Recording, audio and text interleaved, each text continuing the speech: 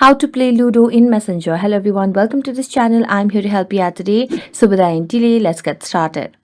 Now to play Ludo in Messenger, what you simply need to do is launch the Messenger application on your device and make sure you are logged into your account. As you're logged into your account, what you simply need to do is select your profile that you want to play the Ludo with and then tap on the plus icon at the bottom left corner of the screen. Here you have the option of play games, so simply tap on play games option.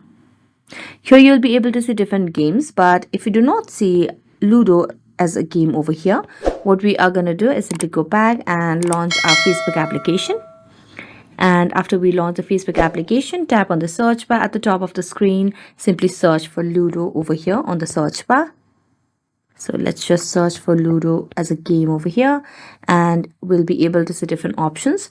So what you simply need to do is tap on the Ludo game over here. So tap on Ludo and start playing with the people that you prefer to play with. So that's it. Thank you so much for watching this video and see you next time.